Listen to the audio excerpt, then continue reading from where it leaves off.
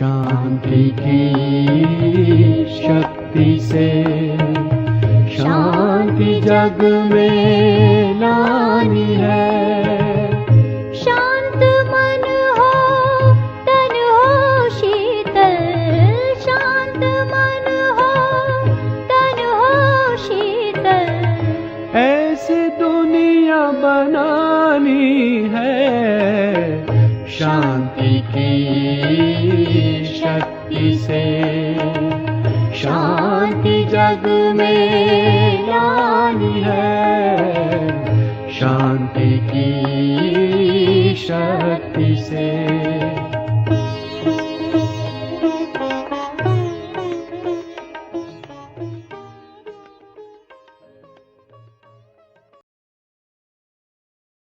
ओम शांति। तो आज का विषय बड़ा ही इंटरेस्टिंग विषय है जिसका नाम है मनसा सेवा। या ऐसे समझ सकते हैं कि मनसा सेवा के पीछे क्या साइंस है जो कार्य करता है, या मनसा सेवा के क्या वो रहस्य हैं या सीक्रेट्स हैं, वो हम समझने का प्रयास करेंगे। तो जैसे कि आप देख रहे हैं मनसा सेवा जिसको कहते हैं सर्विस थ्रू माइंड, तो बाबा ने मुरलियों में अलग अलग तरीके से मनसा सेवा का जो है उल्लेख किया है। साकार मुरलियों में हम सुनते हैं कि बाबा कहते हैं कि बच्चे याद की यात्रा का करंट दो या याद का करंट दो। तो बाबा ने इस शक्ति को याद का करंट कहा है। फिर हम देखते हैं कि बाबा ने कैसे इसके अन्य भी नाम दिए हैं। जैसे बाबा कहते हैं वाइब्रेशन फैलाने की सेवा करो या प्रकाश देने की सेवा करो। सामने आप देख पा रहे हैं जैसे कि एक लाइट हाउस प्रकाश को फैलाता है, उसी प्रकार एक स्थान पर बैठे बैठे हम ये मनसा प्रकाश या वाइब्रेशन दे सकते हैं। अब एक और ही इंटरेस्टिंग बात जो हम समझेंगे, जैसे कि आप जानते हैं विज्ञान में एक होता है लाइट या प्रकाश और दूसरा है जो बाबा कहते हैं प्रकाश। तो इस अंतर को हम समझेंगे क्या होता है। हमें जो लाइट दिखाई देती है जिसे विजिबल लाइट कहते हैं, जो कि इलेक्ट्रोमैग्नेटिक स्पेक्ट्रम का एक अंश होता है, हिस्सा होता है। हमें लाइट का एक कुछ ही हिस्सा होता है जो दिखाई देता है, लेकिन कुछ ऐसा भी हिस्सा होता है जो दिखाई नहीं देता है लेकिन वो बहुत पावरफुल होता है। तो लाइट और लाइट के साथ होती है एनर्जी या पावर।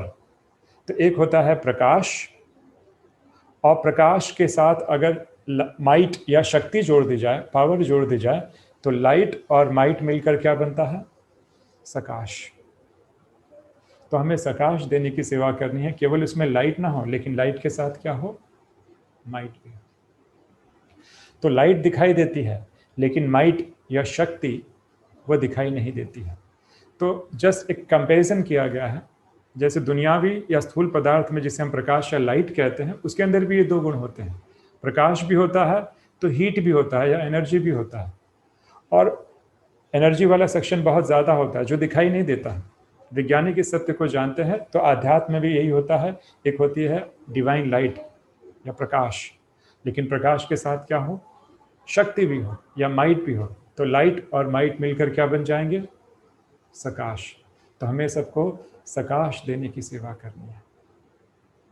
सामने हम देख पा रहे हैं कि जैसे कि कमरा है, आज हम इस विज्ञान के युग में जानते हैं कि हमारा जो कमरा है इसमें बहुत सारे इलेक्ट्रोमैग्नेटिक वेव्स हैं, बहुत सारी तरंगे हैं।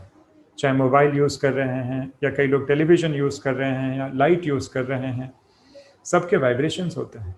तो हमारा कमरा जैसे कि एक ओशन ऑफ वाइब्रेशन से भरा पड़ा है। अब ये जो सारे वाइब्रेशंस हैं ये फिजिकल लाइट के हैं, ये स्थूल हैं, फिजिकल हैं। लेकिन इसके अलावा एक और चीज़ होती है, वो होती है सूक्ष्म। हम जो भी संकल्प करते हैं या विचार करते हैं तो उसके वाइब्रेशंस बनते हैं, और हमारे आस पड़ोस में जो लोग विचार कर रहे हैं उनके वाइब्रेशंस भी मेरे कमरे में आ रहे हैं।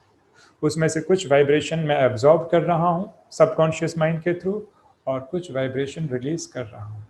हम ये दोनों काम कर रहे हैं, एब्जॉर्ब और रिलीज। तो इस प्रकार से देखा जाए तो हम तरंगों के समुद्र में हैं।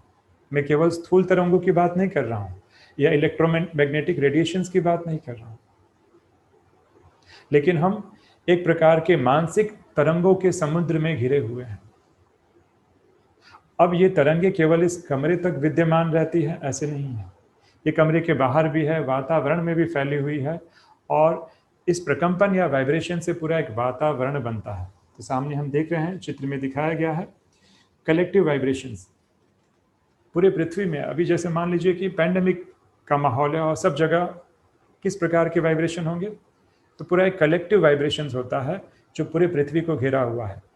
यह केवल स्थूल वाइब्रेशंस की बात नहीं, वैज्ञानिक तो स्थूल वाइब्रेशन को चेक भी कर सकते हैं, हम बात कर रहे हैं सूक्ष्म वाइब्रेशंस की, मानसिक वाइब्रेशंस की।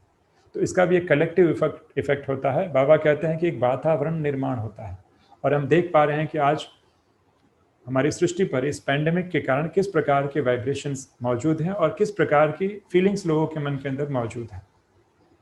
तो ये वाइब्रेशंस के जो तरंग, संकल्पों के जो वाइब्रेशंस के तरंग केवल कमरे तक सीमित नहीं है, ये पूरी पृथ्वी को आच्छादित किए हुए, पूरे पृथ्वी को घेरे हुए हैं, और केवल पृथ्वी तक विद्यमान नहीं है, इस पूरे ब्रह्मांड तक विद्यमान है। इसलिए आप देख रहे हैं कि ये तरंगे जैसे चित्र में दिखाया गया है पूरे ब्रह्मांड में फैलती हैं। विज्ञान मानता है कि अगर हम हाथ हिलाते हैं तो इसके भी प्रकंपन होते हैं, तो ये सितारों तक भी पहुंचते हैं। तो सोचिए हमारे मानसिक संकल्प के जो वाइब्रेशंस हैं कहाँ तक पहुंचते हैं। तो इस प्रकार हम मानसिक तरंगों के समुद्र में हैं, जिसमें से कुछ तरंगे हम एब्जॉर्ब कर रहे हैं सबकॉन्शियसली और कुछ हम रिलीज कर रहे हैं। तो मनसा सेवा समझने के पहले ये विज्ञान को समझना बहुत ज़रूरी है, इसलिए एक एनालॉजी या एक कंपैरिजन यहाँ पे दिया गया है। मनसा सेवा की बात हमारी भारतीय संस्कृति में बहुत पहले से ही कहीं ना कहीं गुप्त रूप में विद्यमान है। बाबा मुरलियों में बताते हैं कि पहले के जो द्वापर के ऋषि थे उनमें इतनी शक्ति हुआ करती थी कि उस शक्ति से जंगल में बैठे बैठे उनका ऑरा फैलता था, शांति छा जाती थी। हिंसक प्राणी भी जो है निरीह हो जाते थे, अहिंसक हो जाते थे। शेर या जैसे हिंसक प्राणी भी एकदम शांत चित्त हो जाते थे। इस प्रकार कई किलोमीटर तक उनका ऑरा फैलता था और शांति के प्रकंपन छा जाते थे। और इतनी वो मैग्नेटिक ऊर्जा थी, उनमें शक्ति थी कि बड़े बड़े राजा दान पुण्य करने के लिए, भोजन का प्रबंध करने के लिए जंगलों में भी चले जाया करते थे। तो भारतीय संस्कृति में द्वापर युग में हमारे ऋषि मुनियों के अंदर ये शक्ति थी। ये कौन सी शक्ति थी? ये बाबा कहते हैं पवित्रता की शक्ति थी। लेकिन कार्य कैसे करती थी? मनसा सेवा के थ्रू ही कार्य करती थी। पवित्रता के भाव में अपने स्वरूप में जब वो आत्माएं टिकती थी, उनका प्रकंपन चारों ओर, चहु ओर, हर दिशा में फैलता था। तो वो भी एक प्रकार से मनसा सेवा का ही कार्य करता था, जिसका इफेक्ट प्रकृति और पशु पक्षियों पे भी पड़ता था, मनुष्यों पे भी पड़ता था। इसलिए मनुष्य जंगल में उनका आशीष लेने के लिए पहुंच जाते थे। बाबा मुरलियों में इसका जिक्र करते हैं। दूसरा, अव्यक्त मुरलियों में इसका जिक्र आता है। बाबा ने कई बार कहा है कि यज्ञ की स्थापना के समय ब्रह्मा बाबा ने भी वही किया। इस प्रकार बाबा योग मग्न हो गए कि उनकी उस शक्ति के द्वारा एक आकर्षण निर्माण हुआ और दूर दूर से सभी आत्माएं खींच खींच कर बाबा के पास आने लगी। इस प्रकार का मैग्नेटिक फील्ड कह सकते हैं। मैं स्थूल मैग्नेटिक फील्ड की बात नहीं कर रहे हैं, रूहानी आकर्षण। तो ये भी मनसा सेवा का ही कमाल था। तो बाबा ने दो जगह इसका उपयोग किया, देखा जाता है। एक यज्ञ की स्थापना के समय, जिसका जिक्र कई बार अव्यक्त मुरलियों तक में भी आया है। इसके बहुत सारे रेफरेंसेस मिलते हैं। और बाबा हम बच्चों से आशा करते हैं कि हम बच्चे भी क्या करें, जैसे ब्रह्मा बाबा ने किया, हम भी उनके कदमों पे कदम रखें, और उसी प्रकार आदि काल में जो किया वह हम अंत काल में भी हमें करना होगा। और सामने देख रहे हैं कि आज अंत काल के समय भी आज ब्रह्मा बाबा हम बच्चों की मदद कैसे करते हैं? इसी मनसा सेवा या सकाश के द्वारा ही कर रहे हैं। तो आदि और अंत में तो ये मनसा सेवा के प्रयोग हुए ही, लेकिन इसके अलावा और भी बहुत सारे प्रयोग देखे जा सकते हैं। साकार बाबा के टाइम आप चित्र में देख रहे हैं देवा बहन, ये कराची बीच का दृश्य है। देवा बहन है जो शांतामणि दादी की बड़ी बहन थी, और बीच पर है, ये ट्रांस में गई है और मम्मा इन्हें दृष्टि दे रही हैं। तो दृष्टि भी क्या हुआ? दृष्टि भी एक प्रकार की मनसा सेवा है। और 14 वर्ष की भट्टी में दादियों ने मनसा सेवा का काफ़ी अच्छा अभ्यास किया। इसलिए दादियों की अवस्था इतनी श्रेष्ठ हुआ करती थी, इतनी उच्च हुआ करती थी। दूसरा दृश्य आप देख रहे हैं, किसका दृश्य है, किसका चित्र है? हम सभी जानते होंगे, रमेश भाई हैं और भाऊ हैं, जिनका बॉम्बे में ऑपरेशन होने वाला था, और भाऊ को भी मालूम पड़ गया था कि वो चंद दिनों के मेहमान हैं, लेकिन तभी भी ब्रह्मा बाबा ने रात्रि को जाग जाग कर भी भाऊ की मनसा सेवा की थी।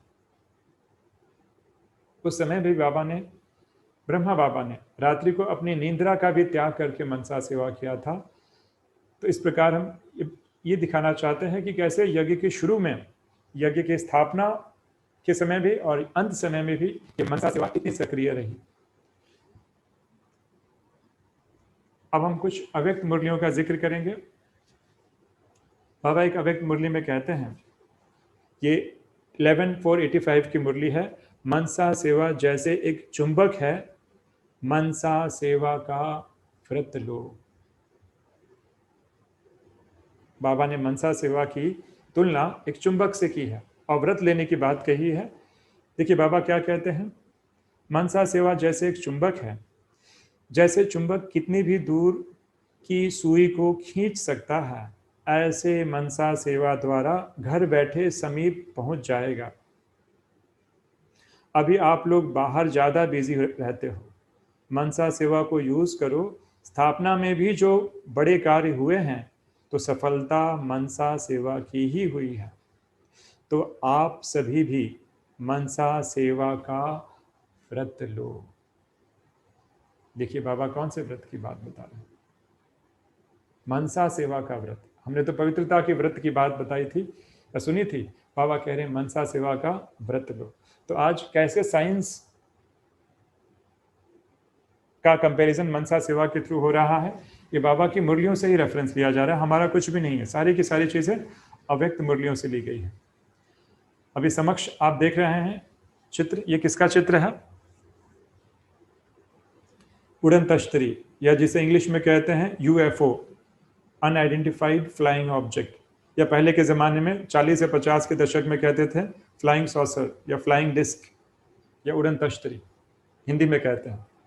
ऐसे उड़न तश्तरी होती नहीं है, लेकिन 40, 50 और 60, 70 के दशक में काफ़ी उसका जिक्र होता था, कईयों ने देखा है, ऐसे जिक्र होता था। अदरवाइज कोई बाहर एक्स्ट्रा टेरेस्ट्रियल लाइफ और ना कोई वहाँ उड़न तश्तरी होती है, लेकिन उस ज़माने में काफ़ी जिक्र था। तो बाबा ने एग्जाम्पल देते हुए काफ़ी अच्छी मुरलियाँ चलाई। अब देखिए बाबा क्या कहते हैं, अब मनसा सेवा की महिमा हम देखेंगे कि बाबा ने क्या महिमा की है। तो सामने हम देख रहे हैं, एक है हमारा साकार स्वरूप और एक होता है आकारी फरिश्ता स्वरूप। और इस फरिश्ता स्वरूप के द्वारा हम, या अंतवाहक शरीर के द्वारा हम अनेक प्रकार की सेवाएं कर सकते हैं। तो देखिए बाबा इसके बारे में क्या जिक्र करते हैं। ये 13/3/81 की मुरली है, जिसमें बाबा कह रहे हैं, अंतवाहक शरीर से चक्र लगाने का अभ्यास करो। बाबा प्रैक्टिस की बात कर रहे हैं। बाबा कहते हैं, जैसे आजकल फ्लाइंग सॉसर देखते हैं, वैसे आप सबका फरिश्ता स्वरूप चारों ओर देखने में आएगा और आवाज़ निकलेगा कि यह कौन है जो चक्र लगाते हैं। इस पर भी रिसर्च करेंगे। देखिए कितनी इंपॉर्टेंट बात बाबा ने बताई, इस पर भी रिसर्च करेंगे, लेकिन आप सबका साक्षात्कार ऊपर से नीचे आते ही हो जाएगा और समझेंगे यह वही ब्रह्मा कुमार कुमारियां हैं जो फरिश्ते रूप में साक्षात्कार करा रही हैं। अभी यह धूम मचाओ, अंतवाहक शरीर से चक्र लगाने का अभ्यास करो। अभी साकारी के साथ साथ आकारी सेवा भी जरूरी है। अच्छा, अभी अमृत वेले शरीर से डिटैच होकर चक्र लगाओ। तो इस प्रकार देखा हम सभी ने कि बाबा ने 81 की मुरली में इसका जिक्र किया है कि वैज्ञानिक इस पर रिसर्च करेंगे। और भगवान के महावाक्य तो सत्य होने ही हैं, और हम बच्चों को उस प्रकार का पुरुषार्थ करना चाहिए, और ये ड्रामा में निश्चित ही है। देखिए दूसरा एक जिक्र आता है, सामने हम देख रहे हैं बाबा का फरिश्ता स्वरूप। इस प्रकार हम विजुलाइज कर सकते हैं, और ऐसे भी विजुलाइज कर सकते हैं जैसे कि एक ज्योति आई और ज्योति से क्या निकल रहा है, प्रकाश। बाबा ने इसका भी जिक्र किया है। और ये मुरली है, वो 81 की मुरली थी, और ये 85 की मुरली है, जिसमें बाबा कह रहे हैं, जैसे आजकल कहाँ कहाँ फ्लाइंग सॉसर अर्थात उड़न तश्तरी देखते हैं, सुनते हैं ना समाचार, क्योंकि उस ज़माने में काफ़ी न्यूज़ थी इसकी। वह भी सिर्फ लाइट देखने में आती है। ऐसे आप मनसा सेवाधारी आत्माओं का आगे चलकर अनुभव करेंगे कि कोई लाइट की बिंदी आई, विचित्र अनुभव करा के गई। यह कौन थे, कहाँ से आए, क्या देखकर गए? यह चर्चा बढ़ती जाएगी। जैसे आकाश के सितारे की तरफ सबकी नजर जाती है, ऐसे धरती के सितारे दिव्य ज्योति चारों ओर अनुभव करेंगे। ऐसी शक्ति मनसा सेवाधारियों की है। तो हम देख सकते हैं बाबा ने किस प्रकार साइंस के साधनों के द्वारा मनसा सेवा की कंपैरिजन की है। ये बड़ा ही चमत्कारिक बातें हैं जो सुन रहे हैं, लेकिन कल्पना नहीं, वास्तविकता है। बाबा कहते हैं इतनी क्षमता है मनसा सेवा के अंदर। भले उड़न तश्तरी काल्पनिक हो, लेकिन मनसा सेवा की शक्तियाँ जो हैं बड़ी ही चमत्कारी है। तो बाबा ने बहुत अच्छी एनालॉजी दी है, बहुत ही अच्छा कंपैरिजन किया है मनसा सेवा का। तो हम समझ देख रहे हैं कि मनसा सेवा की क्या क्या शक्तियाँ हैं। और भी इंटरेस्टिंग पॉइंट 31-12-96 की मुरली है। अब बाबा कहते हैं कि मनसा सेवा को जमा करो। बाबा कह रहे हैं क्यों मनसा सेवा आवश्यक है। शॉर्ट में अगर हम देखें तो बाबा कहते हैं कि अभी मनसा सेवा में जो जमा करते हो उससे एक तो आधा कल्प आपको मनसा से वृत्ति या वाइब्रेशन फैलाने की आवश्यकता नहीं होगी। तो बाबा बहुत अच्छा इंतजाम बता रहे हैं कि जमा कर लो। अगर एक बार हमने जमा कर लिया तो 21 जन्म हमें इसकी चिंता करने की जरूरत नहीं। बाबा आगे कहते हैं 21 जन्म या पुरुषार्थ करने की आवश्यकता नहीं है। और दूसरा, द्वापर से लेकर जो आपके चित्र भिन्न भिन्न रूप से पूजे जाते हैं, आपको पता नहीं है कि हम किस रूप में पूजे जाते हैं, लेकिन पूजे तो जाते हैं ना। 33 करोड़ देवताओं की मान्यता है, तो आधा कल्प माननीय और पूजनीय बनते हो। उन जड़ चित्रों द्वारा भी आपकी मनसा सेवा ऑटोमेटिक होती रहेगी। देखिए कितनी आश्चर्य की बात है। अभी हमने मनसा सेवा जमा किया है, लेकिन द्वापर में हमारी मूर्तियों से भी वाइब्रेशंस निकलेंगे और ऑटोमेटिकली मनसा सेवा होती रहेगी।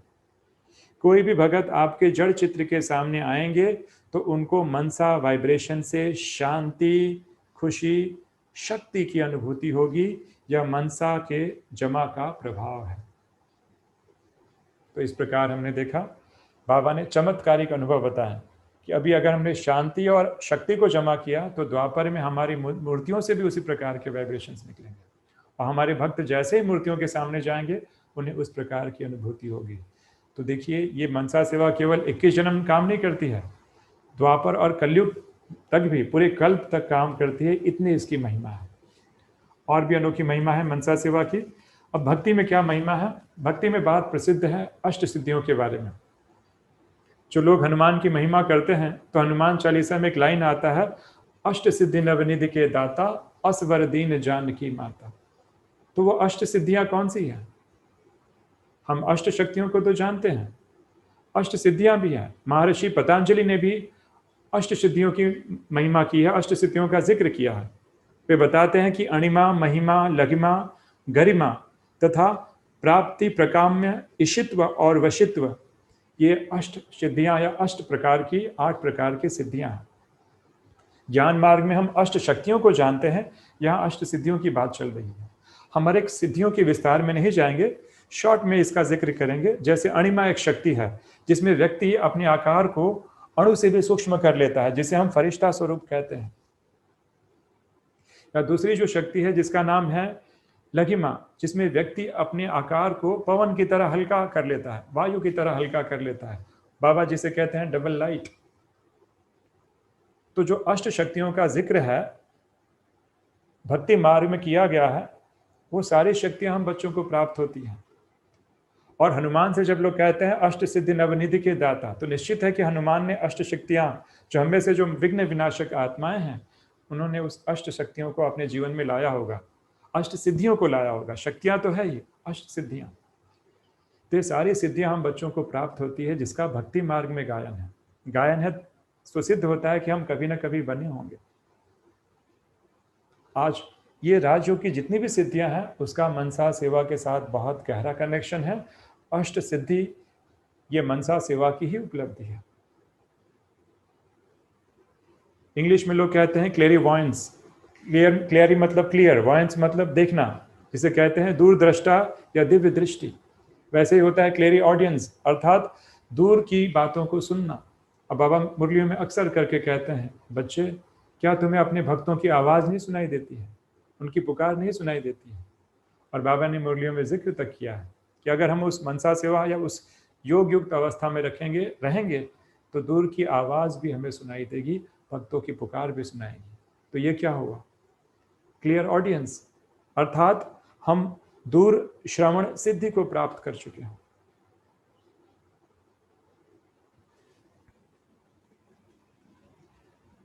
अब हम और भी कुछ इंटरेस्टिंग बात बताएंगे जो बाबा ने मुरलियों में अक्सर मनसा सेवा के बारे में कहा है। सामने आप देख रहे हैं, ये क्या है? Wireless set. और देखिए बाबा क्या कहते हैं। बाबा कहते हैं कि मनसा सेवा रूहानी वायरलेस सेट है। मनसा सेवा रूहानी वायरलेस सेट है जिस द्वारा दूर का संबंध समीप बना सकते हो। दूर बैठे किसी भी आत्मा को बाप के बनने का उमंग उत्साह पैदा करने का संदेश दे सकते हो। जो वह आत्मा अनुभव करेगी कि मुझे कोई महान शक्ति बुला रही है, कुछ अनमोल प्रेरणाएं मुझे प्रेर रही हैं। तो देखिए मनसा एक ऐसा वायरलेस सेट है जिसे हम इंस्पायर भी कर सकते हैं, मोटिवेट भी कर सकते हैं। एक स्थान पर बैठे बैठे, कहीं जाने की आवश्यकता नहीं है। It is a wireless set, जो बाबा ने बताया। और बाबा क्या कहते हैं, सामने आप देख रहे हैं क्या है? अंतरिक्ष यान है, स्पेसशिप है, जिस यान के द्वारा पृथ्वी के देखा जा सकता है, इसके फोटोग्राफ भी लिए जा सकते हैं। और बाबा देखिए क्या कहते हैं, ये 28:185 की मुरली है बाबा, जिसमें कहते हैं मनसा शक्ति भी अंतर्मुखी यान है। बाबा कहते हैं जैसे साइंस वाले इस साकार सृष्टि से पृथ्वी के ऊपर अंतरिक्ष यान द्वारा अपना कार्य शक्तिशाली बनाने का प्रयत्न कर रहे हैं, स्थूल से सूक्ष्म में जा रहे हैं। क्यों? सूक्ष्म शक्तिशाली होता है, मनसा शक्ति भी अंतर्मुखी यान है जिस द्वारा जहां भी चाहो, जितना भी चाहो, जितना जल्दी चाहो पहुंच सकते हो। देखिए जल्दी पहुंचने की सिद्धि।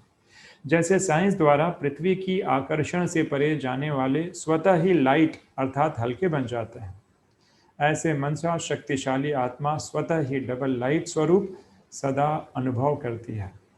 जैसे अंतरिक्ष यान वाले ऊंचे होने के कारण सारे पृथ्वी के जहां के भी चित्र खींचने चाहें खींच सकते हैं, ऐसे साइलेंस की शक्ति से अंतर्मुखी यान द्वारा, मनसा शक्ति द्वारा किसी भी आत्मा को चरित्रवान बनने की, श्रेष्ठ आत्मा बनने की प्रेरणा दे सकते हो। साइंस वाले तो हर चीज पर समय और संपत्ति खूब लगाते हैं, लेकिन आप बिना खर्चे थोड़े समय में बहुत सेवा कर सकते हो। तो इस प्रकार आप देख रहे हैं बाबा की कितनी सारी पॉइंट्स हैं जो मनसा सेवा की महिमा का जिक्र कर रही हैं। तो अभी हम देखेंगे कि मनसा सेवा करने के लिए पूर्व आवश्यकताएं या प्रीरिक्विजिट्स क्या हैं। तो बाप दादा के शब्दों में ही सुनेंगे कि बाबा ने क्या क्या सावधानियां दी हैं कि अगर हम मनसा सेवा करना चाहते हैं उसके पहले क्या क्या तैयारियां हों। तो सामने आप देख रहे हैं पीपीटी।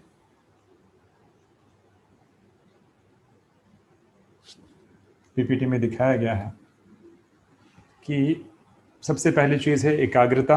पहले पॉइंट्स बता देते हैं, 6 पॉइंट्स बताए गए हैं मनसा सेवा के लिए। सबसे पहले एकाग्रता।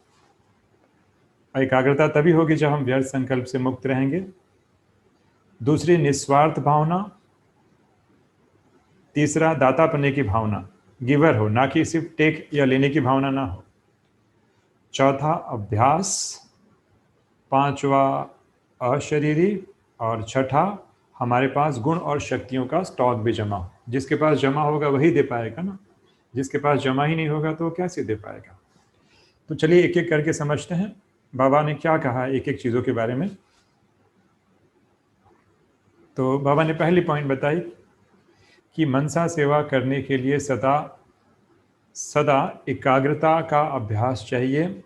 व्यर्थ समाप्त हो तब मनसा सेवा कर सकेंगे। ये 5-79 की मुरली है। तो हमारा मेजर प्रॉब्लम होता है व्यर्थ संकल्प। अगर हमारे व्यर्थ संकल्प में ही हम रहेंगे तो मनसा सेवा का प्रश्न ही नहीं उठता। और जब व्यर्थ संकल्प में है अर्थात मन एकाग्र नहीं है, तो एकाग्रता और व्यर्थ संकल्प से मुक्ति ये बहुत ही इंपॉर्टेंट पॉइंट है। दूसरी पॉइंट बाबा बता रहे हैं, वेरी वेरी इंपॉर्टेंट पॉइंट। मैं कहता हूँ मैं समझता हूँ सबसे इंपॉर्टेंट पॉइंट यही है कि मनसा सेवा वही कर सकता है जिसकी स्वयं की मनसा अर्थात संकल्प सदा सर्व के प्रति श्रेष्ठ हो, निस्वार्थ हो, लेकिन पर उपकार की सदा भावना हो, अपकारी पर भी उपकार की श्रेष्ठ शक्ति हो। Very very important. Second point बहुत ही इंपॉर्टेंट है, हम यहाँ पे ध्यान देंगे। सेकेंड पॉइंट की बात चल रही है, मान लीजिए कि मेरा सबसे जमता है, लेकिन ये जो भाई है ना, ये मुझे बहुत परेशान करता है, इससे तो मुझे जमता ही नहीं है, मैं सबको माफ़ कर सकता हूँ, इसको माफ़ नहीं करूँगा। उसी प्रकार हमारे लाइफ में कोई ऐसे लोग होंगे जिन्होंने हमें बहुत परेशान किया होगा, दुख दिया होगा, तो हमने सबको तो माफ़ कर दिया, केवल एक को माफ़ नहीं किया है। उसके प्रति अभी भी इंटेंस इमोशंस हमने भर के रखे हैं, मन के अंदर सप्रेस करके रखे हैं। तो अगर सप्रेस करके रखा है तो कितना भी शुभ भावना शुभ कामना करें, वो काम नहीं करेगी। हमारा कोई भी शत्रु नहीं है, जो कुछ हमारे साथ हो रहा है हमारे कर्मों का हिसाब किताब है।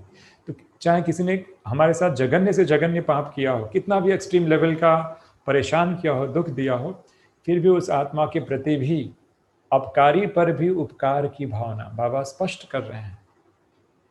तो अगर हम माफ़ करने नहीं करते हैं, अभी भी पकड़ के रखें, होल्ड करके रखे हैं, मनसा सेवा काम नहीं करेगी।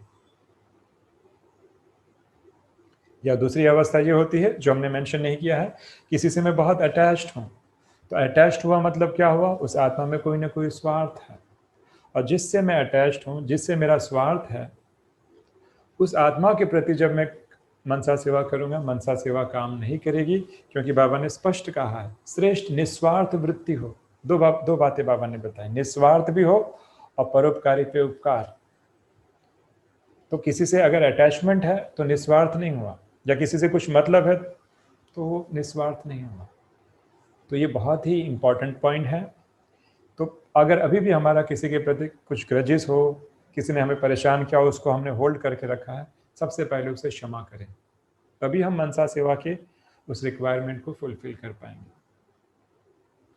तीसरी महत्वपूर्ण पॉइंट है जो स्लाइड में दी गई है कि सदा दातापन की भावना हो, सदा स्व परिवर्तन, स्व के श्रेष्ठ कर्म द्वारा औरों को श्रेष्ठ कर्म की प्रेरणा देने की भावना हो।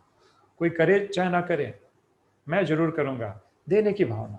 ऐसे कई लोग होते हैं सिर्फ देने की भावना होती है, हमारी दादियाँ हमने देखी हैं, केवल देने की भावना, इतना फराक दिल, तो मनसा सेवा कर पाएंगे। फिर बाबा चौथी पॉइंट बता रहे हैं, आज के समय और सरकमस्टेंस के प्रमाण अंतिम सेवा यही मनसा व नोबल की सेवा है। इसका अभ्यास अभी से करो, समझा क्या करना है। तो बाबा अभ्यास की बात कर रहे हैं, तो इसका अभ्यास बहुत ही महत्वपूर्ण है। तो हमारा ज़्यादा ध्यान किस पर हो, अभ्यास पर हो, प्रैक्टिस। पांचवी पॉइंट बाबा ने बताया कि अमृत वेले शरीर से डिटैच होकर चक्र लगाओ। तो शरीर से डिटैच होना अर्थात अशरीरी, तो मनसा सेवा के लिए अशरीरी भी उतना ही इम्पोर्टेंट है। और छठी बात बाबा ने बताई कि अभी इस शुद्ध संकल्प की शक्ति की स्वयं के प्रति भी स्टॉक जमा करने की बहुत आवश्यकता है। स्टॉक, जब तक हमारे पास खुद ही स्टॉक नहीं है, मेरे पास स्टॉक है ही नहीं, तो मैं दूसरों को क्या दूंगा। और स्टॉक जमा करना मतलब क्या हुआ, आज मैं शांति में बैठा 10 मिनट, कल शांति में 15 मिनट, आधा घंटा, 1 घंटा, मेरी शांति में बैठने की टाइम बढ़ते जा रहा है। अब शांति मेरा स्वभाव बन चुका है, अर्थात स्टॉक जमा है। जब चाहे तब मैं शांति को इमर्ज कर सकता हूँ। ठीक वैसे ही जैसे माताएं क्या करती हैं, माताओं को रोना कितने सेकंड में आता है, अक्सर करके भाई भी रोते हैं, पर माताओं को क्या करते हैं, एक संकल्प किया तुरंत आंखों में पानी। कितनी प्रैक्टिस है, कौन सी प्रैक्टिस हमने की थी। तो जब रोने की प्रैक्टिस इतनी परफेक्ट है, तो शांति को इतना स्वभाव बना दिया जाए कि जैसे ही शांति का संकल्प किया, शांति इमर्ज। इसको कहते हैं स्टॉक जमा। तो जब तक स्टॉक ही जमा नहीं किया है, अभी भी स्ट्रगल के स्टेज में हो, तो देने में डिफिकल्टी आएगी। तो ये हमने कुछ महत्वपूर्ण बातें प्रीरिक्विजाइट समझी मनसा सेवा की। लेकिन उसके पहले जानना आवश्यक है, 2 बातें समझना बहुत ही आवश्यक है, अशरीरी और वृत्ति। ये 2 चीज़ जब तक नहीं समझेंगे तो मनसा सेवा इतनी इफेक्टिव नहीं हो पाएगी। कैसे मालूम पड़ता है कि हम अशरीरी हुए कि नहीं हुए? जैसे ही हम अशरीरी होते हैं, हमारी हाथ पैर धीरे धीरे जैसे सुन्न होने लगते हैं। मैं हाथ नहीं हूं, मैं पैर नहीं हूं, ये विजुलाइज नहीं करना पड़ता, फील होने लगता है। और अशरीरी की दो निशानियां होती हैं। जैसे ही हम अशरीरी बनते हैं या सोल कॉन्शियस बनते हैं, पहला काम जो होता है, थॉट्स की स्पीड स्लो हो जाती है, विचारों की गति धीमी हो जाएगी और हमारा जो मूल गुण है शांति अनुभव होना चालू हो जाएगा। तो ये दो लक्षण बहुत ही महत्वपूर्ण है। ऐसे तो तीन है। पहला तो मैंने बताया कि हमने बताया कि शरीर धीरे धीरे सुन्न जैसे होने लगता है और उसके होते ही दो लक्षण प्रकट होंगे, विचारों की गति धीमी हो जाना और शांति का अनुभव होना। इसको कहेंगे अशरीरी। अशरीरी का विस्तार भी है, जो एक अलग क्लास का विषय है। दूसरा जो पॉइंट है वह है वृत्ति। वृत्ति को लेकर लोग बहुत कंफ्यूज रहते हैं। वृत्ति का आमतौर पे अर्थ निकाला जाता है भावना, फीलिंग्स। बट वृत्ति और फीलिंग में भी अंतर है। फीलिंग जब बहुत इंटेंस हो जाती है तो उसे ही हम कहते हैं वृत्ति। एक सिंपल एग्जाम्पल के तौर पे समझाता हूँ। भाप जो होता है, वेपर, भाप को अगर कंडेंस किया जाता है तो क्या बन जाता है? पानी, जल। और जल को और ज़्यादा फ्रीज कर देंगे तो क्या बन जाएगा? बर्फ। तो बर्फ को पिघलने से पानी निकलता है और पानी उड़कर भाप बन जाता है धूप में। बर्फ को धूप में रखेंगे तो क्या होगा? बर्फ सीधा भाप नहीं बनेगा, पहले लिक्विड स्टेट में आएगा, फिर गैसियस स्टेट में आएगा। ठीक उसी प्रकार तो जो भाप है वह संकल्प हुआ। संकल्प कब आता है? पहले फीलिंग आती है। फीलिंग मतलब वाटर, और वाटर को जमा दिया तो क्या हो गया? बर्फ। बर्फ अर्थात वृत्ति। तो वृत्ति से फीलिंग और फीलिंग से थॉट्स। तो वृत्ति, फीलिंग्स और थॉट्स। तो वृत्ति को समझने के लिए जब भी वृत्ति कहा जाए तो माइंड में आना चाहिए इंटेंस फीलिंग, कंडेंस्ड फीलिंग, उसी को वृत्ति कहा जाता है। इस वृत्ति को हम महर्षि पतंजलि की वृत्ति से कंपेयर करने की कोशिश ना करें। बाबा की वृत्ति का डेफिनेशन अलग है। तो अशरीरी और वृत्ति का कंसेप्ट क्लियर होगा, तब चीज़ें बहुत आसानी से समझ आ जाएंगी। तो भावनाओं की सघनता ही वृत्ति है। इंटेंस भावना इज वृत्ति। So whenever I use the word वृत्ति, तो वृत्ति मतलब पहले माइंड में क्या आना चाहिए? फीलिंग। बट कैसी फीलिंग? इंटेंस फीलिंग, गाढ़ी, हल्की वाली नहीं, एकदम गाढ़ी, deep feeling. That we call it as वृत्ति। समझने के लिए आसान तरीका है। अब दूसरा प्रश्न ये उठता है कि इसका what is a proper technique, इसका अभ्यास कैसे किया जाए? इसकी प्रॉपर टेक्निक बताई गई है। अभी स्लाइड के बाद अभी हम यहाँ पे ध्यान देंगे और जज करेंगे कि कौन सी टेक्निक सही है, कौन सी यथार्थ है, कौन सी नहीं है। मैं मनसा सेवा कर रहा हूँ, अभी हमें जज करना है, आप सभी को जज करना है यथार्थ है कि नहीं है। मैं मनसा सेवा कर रहा हूँ लेकिन अशरीरी नहीं हुआ हूँ, अभी भी देह भान में हूँ और केवल विजुलाइज कर रहा हूँ। परम धाम से किरणें आ रही हैं, ग्लोब पे किरणें फैल रही हैं, केवल विजुलाइज कर रहा हूँ। कुछ विशेष अशरीरी में मैंने मेहनत नहीं की है, अभी भी देह भान कायम है। और देह भान कायम है, इसकी निशानी क्या होगी? बीच बीच में व्यर्थ संकल्प चलेगा। इसका मतलब अच्छी तरीके से हम अशरीरी नहीं हुए हैं। तो अशरीरी नहीं हुआ हूँ और केवल मैं विजुलाइज कर रहा हूँ, क्या ये प्रॉपर टेक्निक है? या दूसरी टेक्निक ये है कि जिसमें मैं थोड़ा टाइम लेता हूँ, भले 45 मिनट्स, 1 घंटे में मैं 40 मिनट्स अशरीरी में स्पेंड करता हूँ। विचारों की गति बहुत स्लो हो जाती है, शांति का अनुभव होने लगता है, हाथ पैर जैसे धीरे धीरे सुन्न हो रहे हैं, अशरीरी हो गया। अब मैं विजुलाइज करता हूँ। तो दोनों में से यथार्थ तरीका कौन सा है? पहला वाला कि दूसरा वाला? निश्चित है दूसरा वाला है। पहले अशरीरी होना है, फिर मनसा सेवा करना। अच्छा, नेक्स्ट जो टेक्निक है वो ये है कि अब मैं क्या करता हूँ, केवल विजुलाइज करता हूँ लेकिन मुझे फीलिंग नहीं आ रही है। मान लीजिए मुझे शांति का दान देना है, अब मैं बैठा हूँ, मैं समझता हूँ कि बाबा से किरणें आ रही हैं और पूरे ग्लोब पे पड़ रही हैं और आत्माएं शांत हो रही हैं, लेकिन मुझे कुछ शांति की फीलिंग हो ही नहीं रही है। तो ये काम तो एक नॉन बीके भी कर सकता है, वो भी ऐसे विजुलाइज कर सकता है। तो क्या वो भी मनसा सेवा कर रहा है? ये एक स्टेट अवस्था हुई। दूसरी अवस्था ये हो रही है कि पहले केवल मैं शांति को, जैसे ही मैं अशरीरी होता हूँ, शांति की अनुभूति होगी, मैं उस शांति की अनुभूति में टिक जाता हूँ, केवल मुझे शांति फील हो रहा है। अब जो मुझे शांति फील हो रहा है, इसके बाद मैं क्या करता हूँ, थोड़ा सा विजुलाइज कर लेता हूँ कि ये शांति उस आत्मा तक पहुँच जाए, कुछ सेकेंड्स। तो पहली वाली अवस्था बेटर या सेकेंड वाली बेटर? निश्चित है सेकंड वाली बेटर। तीसरा, अब तीसरी अवस्था जैसे स्लाइड पे बताई गई है। कई लोग कंफ्यूज रहते हैं कि इस भाई की तबीयत खराब है, मुझे उसकी मनसा सेवा करनी है। शुरू में हमें भी थोड़ा कन्फ्यूजन होता था। तो मनसा सेवा करें तो बाबा को याद करें कि उस भाई को याद करें, या कितनी बार उस भाई को याद करें। तो अगर उस भाई को हम याद कर रहे हैं तो हमारा बुद्धि योग बाबा के साथ हुआ कि उस भाई के साथ हुआ, ये पहली अवस्था है। दूसरी अवस्था है केवल मैं शांति की अनुभूति में टिक जाता हूँ और कुछ सेकेंड्स उस आत्मा को इमर्ज किया, बस, बाकी मुझे चिंता करने की ज़रूरत नहीं, मनसा सेवा ऑटोमेटिकली पहुँचेगी, बार बार उसको याद करने की आवश्यकता नहीं है। तो ये दो अवस्था है। तो पहली वाली अवस्था ठीक कि दूसरी वाली अवस्था ठीक? निश्चित है दूसरी वाली अवस्था ठीक। तो उस भाई को बीच में थोड़ा थोड़ा याद कर लिया, कुछ सेकंड्स, और याद नहीं भी करेंगे तो बाबा पहुंचा देंगे। पर हमारा विशेष अशरीरी और बाबा के साथ योग, इस पर विशेष ध्यान है। नेक्स्ट है कि अभी मैं देहभान में हूँ, जैसे हमने बताया, मुझे इतनी शांति का अनुभव नहीं हो रहा, और मनसा सेवा करने के लिए बैठ गया। ये अच्छा कि पहले मैं गहन शांति में गया और फिर मैंने मनसा सेवा की, ये अच्छा। तो दोनों में से अच्छा कौन सा है, पहली वाली कि दूसरी वाली? दूसरी वाली। इसका मतलब ये नहीं होता है कि शांति अनुभूति पे हमारा ध्यान नहीं है, ऐसे नहीं है।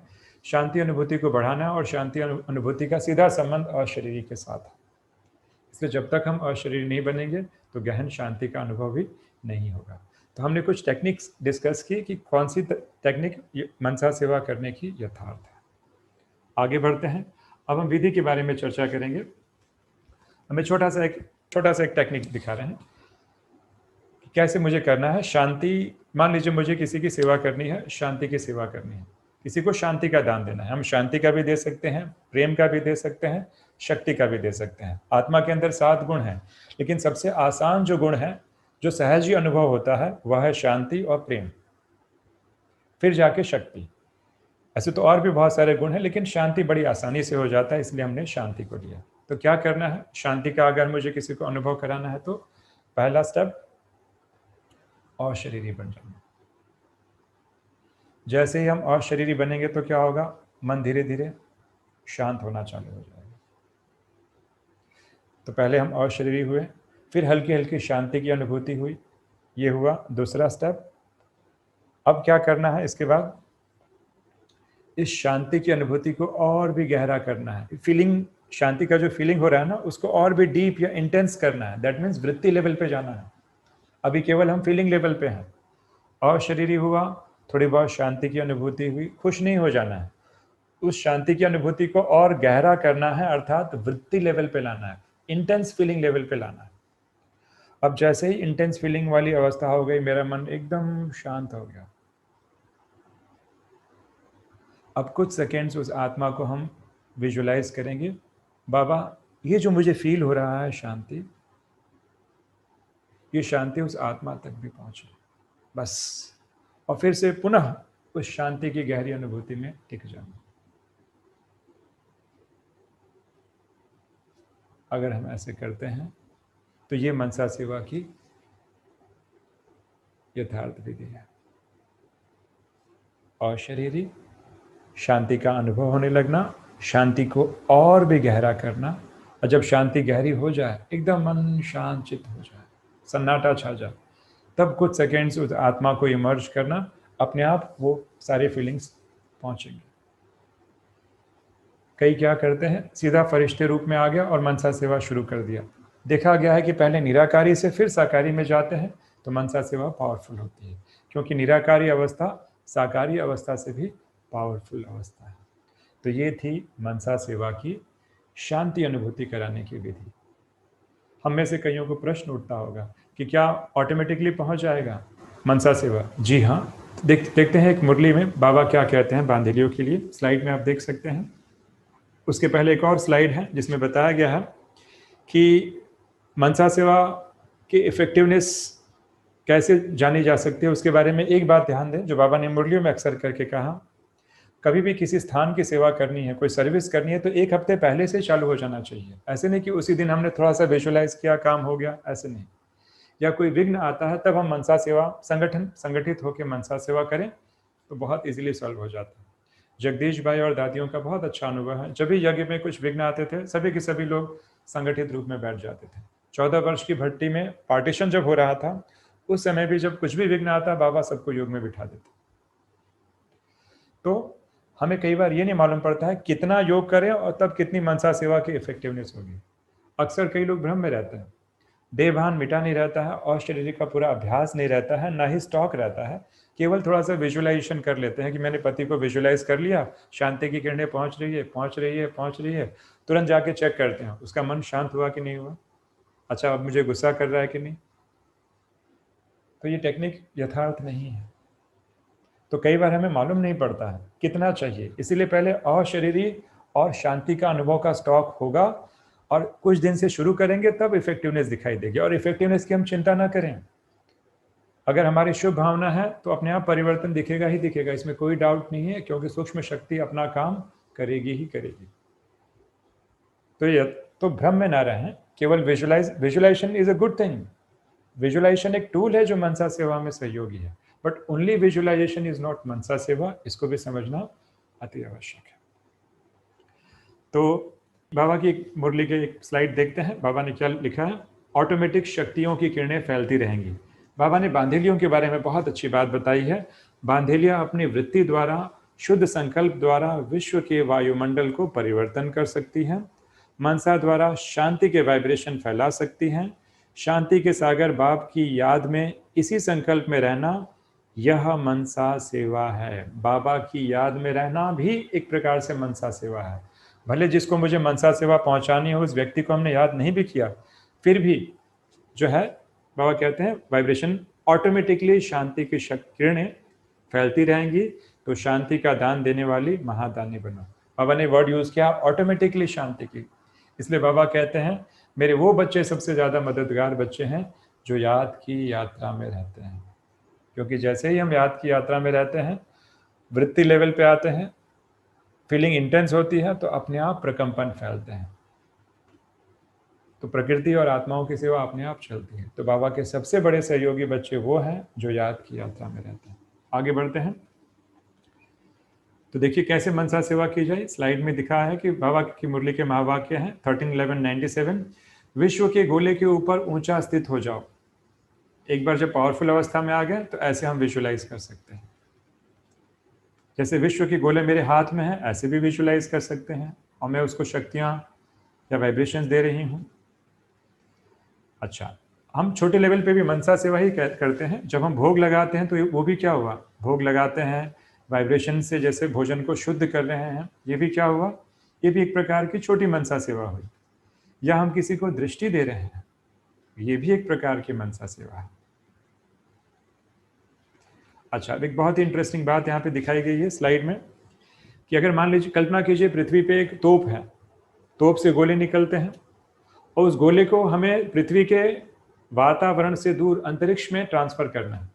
जैसे रॉकेट को लॉन्च करते हैं तो वातावरण से बहुत दूर, अर्थ की ऑर्बिट से बहुत दूर। तो क्या करना पड़ेगा, अगर गोले में अगर एनर्जी कम होगी तो गोला पहुंचेगा अंतरिक्ष में, क्या लग रहा है, पहुंचेगा? नहीं पहुंचेगा। तो जैसे विज्ञान में होता है, कोई चीज़ तब पहुंचती है जब मोमेंटम बहुत ज़्यादा होता है, शक्ति उसके पीछे बहुत ज़्यादा हो, तो उसकी एस्केप वेलोसिटी, जैसे यहाँ दिखाया गया स्लाइड में कि 1,40,270 किलोमीटर प्रति घंटे, मतलब लगभग 1,40,000 किलोमीटर प्रति घंटे से अगर गोला फेंका जाएगा तब वो पृथ्वी के गुरुत्वाकर्षण से बहुत दूर स्पेस में या अंतरिक्ष में चला जाएगा। ये क्यों बताया जा रहा है कि हमारी मनसा सेवा कहाँ तक कितनी पावरफुल होगी, कब फैलेगी, कितनी तेज फैलेगी, उसको कैसे नापा जाए, उसके लिए फैक्टर क्या है। जैसे गोले को अगर अंतरिक्ष में फेंकना है, अंतरिक्ष में डालना है, तो उसके पीछे एक शक्ति चाहिए, फोर्स चाहिए, जो उसको इतनी रफ्तार से अंतरिक्ष में स्थापित कर सके। ठीक उसी प्रकार देखिए यहाँ पे दिखाया गया, उसे कहा जाता है दुनिया में एस्केप वेलोसिटी। अगर उसकी एस्केप वेलोसिटी होगी तभी वो अंतरिक्ष में जा पाएगा या अर्थ के ऑर्बिट में जा पाएगा, उसके पहले वो पृथ्वी पे ही गिर जाएगा। तो इसके लिए क्या करना पड़े मनसा सेवा के लिए, तो देखिए बाबा ने क्या कहा है, 15-4-81 की मुरली है। स्वयं के संकल्पों को पावरफुल बनाना है तो उसका प्रभाव दूर तक पहुंच सके, तो संकल्पों को पावरफुल बनाना पड़ेगा। जितनी पावर होगी उतना ही दूर तक पहुंच सकेंगे। वेरी वेरी इंपॉर्टेंट लाइन, जितनी पावर होगी उतना दूर तक पहुंच सकेंगे। जैसे रोशनी में भी जितनी पावर ज़्यादा होती है तो दूर तक फैलती है, तो संकल्प में भी इतनी शक्ति आ जाएगी जो आपने यहाँ संकल्प किया और वहाँ फल मिला। तो क्या चाहिए? पावर चाहिए। और पावर कैसे आएगी? अगले स्लाइड में बहुत ही क्लियरली बताया गया है, पवित्रता, प्यूरिटी। क्योंकि जितनी निस्वार्थता होगी, निस्वार्थता का मतलब ही है स्वार्थ नहीं, अर्थात पवित्रता, जितनी पवित्रता ज़्यादा होगी उतना संकल्प तेज और कहीं पे भी पहुंचेगा, उतना उसकी इंटेंसिटी और उतने रिजल्ट्स क्लियर मिलेंगे। पवित्रता फर्स्ट। इसलिए पवित्रता का अभ्यास बहुत ही ज़रूरी है। और पवित्रता का आधार याद है, सारी चीज़ें एक दूसरे से कनेक्टेड है। क्योंकि जहाँ पवित्रता है वहाँ पे निस्वार्थता होगी, किसी के प्रति व्यर्थ भाव नहीं होगा, तो वृत्ति लेवल पे ऑपरेट करेंगे, जल्दी काम होगा। और मनसा सेवा का ऐसे तो हम कभी भी प्रैक्टिस कर सकते हैं सुबह शाम, लेकिन बेस्ट टाइम अमृत वेला होता है, क्योंकि अमृत वेला वातावरण पॉल्यूशन फ्री तो रहता है लेकिन वाइब्रेशन से भी, नेगेटिव वाइब्रेशन से भी फ्री रहता है। उस समय बाबा कहते हैं कि बॉडी से डिटैच हो जाओ और अशरीरी बन जाओ। तो अमृत वेले के लिए अमृत वेला बेस्ट टाइम है। अमृत वेला जब हम 4 बजे उठते हैं, 4 से 4:30 मान लीजिए पावरफुल अवस्था बनाई, लास्ट के 15 मिनट या आधा घंटा हम चाहें तो मनसा सेवा के लिए अगर डेली थोड़ा थोड़ा शुरू करें तो ये आदत पड़ जाएगी जो हमें बहुत हेल्प करेगी। एक और इंटरेस्टिंग बात है, ये देखिए सबकी शुरुआत स्लाइड में आप देख रहे हैं, वृत्ति के बारे में बताया गया है। व्यर्थ, वृत्ति, वाइब्रेशन और वायुमंडल, सबका कनेक्शन है। वृत्ति से हम व्यर्थ को भी चेंज कर सकते हैं, वृत्ति से हम वायुमंडल को भी चेंज कर सकते हैं, वृत्ति से वाइब्रेशन फैलते हैं और वृत्ति से वातावरण भी बनता है। ये मुरलियों का ही कलेक्शन है। स्लाइड में आप देख सकते हैं कि वृत्ति द्वारा व्यर्थ व कमजोर संकल्प परिवर्तन कर सकते हो। ये 15:4:81 की मुरली है। वृत्ति द्वारा वायुमंडल परिवर्तन करो। बाबा बताते हैं, अगरबत्ती की बात बताते हैं कि तुम्हारी रचना अगरबत्ती है, वो वायुमंडल को परिवर्तन कर सकती है। तो क्या तुम बच्चे इस पूरे वातावरण या वायुमंडल को परिवर्तन नहीं कर सकते हो? तो वृत्ति द्वारा वायुमंडल भी परिवर्तन करना है। इसका बेस्ट एग्जाम्पल बाबा का कमरा। मधुबन में हम जाते हैं बाबा के कमरे में, वायुमंडल कैसे होता है हम खुद ही जानते हैं। तो वृत्ति का ही कमाल है। और मोस्ट इंटरेस्टिंग, वृत्ति द्वारा वृत्तियों को परिवर्तन करो। वृत्ति के द्वारा, व्यर्थ नहीं, वृत्ति के द्वारा वृत्ति को ही चेंज कर दिया। ये सबसे बड़ी सेवा हो गई। तो वो भी किया जा सकता है। चित्र में दिखाया गया कैसे हम वृत्ति के द्वारा वृत्ति को चेंज कर सकते हैं। तो इन सब चीज़ों का सहज साधन है। बाबा ने मुरलियों में बताया है कि अंतर्मुखी बनना पड़ेगा और शुभ चिंतन, शुभ भावना और शुभ कामना की शक्ति को बढ़ाना पड़ेगा। शुद्ध संकल्पों की शक्ति को विशेष जब हम बढ़ाएंगे तब अव्यर्थ संकल्पों से मुक्त होंगे, तभी ये सेवा कर पाएंगे। स्लाइड पे क्लियरली दिखा गया है। स्लाइड पूरा पढ़ेंगे नहीं, शॉर्ट में बाबा ने बताया है अंतर्मुखी बनना आवश्यक है, व्यर्थ संकल्पों से मुक्त होना आवश्यक है। और मनसा सेवा हम किसकी कर सकते हैं? किसी इंडिविजुअल की भी कर सकते हैं। मान लीजिए जो बीके हो या कोई नॉन बीके हो, कोई मन भक्त आत्माओं की या ऐसी आत्माएं जो बाहर भटक रही हैं। हाँ, आज इतनी सारी डेथ्स हो रही हैं दुनिया में, तो ऐसी आत्माओं की भी सेवा कर सकते हैं। एडवांस पार्टी में जो आत्माएं गई हैं उनकी भी सेवा की जा सकती है। तो ये हुआ इंडिविजुअल लेवल पे सेवा। दूसरी होती है संगठन की सेवा, मास या ग्रुप में भी मनसा सेवा की जा सकती है। और तीसरी प्रकृति की सेवा। इस प्रकार से ये मनसा सेवा के अलग अलग टाइप्स हैं। तो इसका सार क्या निकला? अब तक के सत्र का सार 4 बातें निकली। एक, अशरीरी पे हमें ध्यान देना है, तभी हम मुक्त हो पाएंगे। लेकिन सबसे पहला पॉइंट है मनन चिंतन, क्योंकि जितना हम मनन चिंतन करेंगे शुद्ध संकल्पों का स्टॉक जमा होगा, व्यर्थ से मुक्त हो पाएंगे। तो पहला मनन चिंतन आवश्यक है व्यर्थ से मुक्त होने के लिए। दूसरा, अशरीरी बनेंगे तो शांति की अनुभूति बढ़ती जाएगी। और तीसरा क्या है? वृत्ति लेवल अर्थात भावनाओं को और भी इंटेंस करना है, इसकी प्रैक्टिस करनी है। और चौथा जो है मोस्ट इंपॉर्टेंट, प्यूरिटी, किसी के प्रति भी कुछ व्यर्थ भावना ना हो, इतनी शुद्ध हो। तो ये 4 बातें याद रखेंगे, सार में मनन चिंतन किया जाए जिससे शुद्ध संकल्प बढ़ेंगे, अशरीरी जिससे शांति की अनुभूति, और इस शांति की अनुभूति को और गहरा करना अर्थात फीलिंग को और इंटेंस करना, वृत्ति लेवल पे लाना, और चौथा पवित्रता। ये 4 चीज़ें अगर हम याद रखेंगे, मनसा सेवा हमारे लिए बहुत सहज हो जाएगी। ये विजुलाइज करने में आसानी हो इसके लिए कुछ चित्र दिखाए गए हैं। शरीर से बाहर अंतवाहक शरीर या सूक्ष्म शरीर से सेवा, और यहाँ एक बहन बैठी है जो पूरे ग्लोब को वाइब्रेशंस दे रही है। ये विजुलाइज करने में आसानी हो, पर विजुलाइजेशन ही मनसा सेवा नहीं है, हमें स्पष्ट होना चाहिए। बाबा से परम धाम से किरणें ले रहे हैं और पूरे ग्लोब को किरणें जा रही हैं, और फरिश्ते रूप में कोई व्यक्ति बीमार है तो हॉस्पिटल में भी उसको वाइब्रेशंस पहुंचाए जा रहे हैं।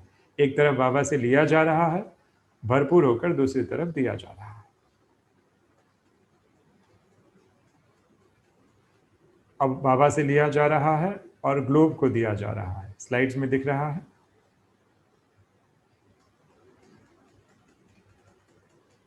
प्रकृति या किसी गार्डन में बैठकर प्रकृति को भी मैं क्या कर रहा हूं, मनसा सकाश दे रहा हूं। ग्लोब पर भी बैठकर पूरे ब्रह्मांड को मनसा सकाश दे रहा हूं।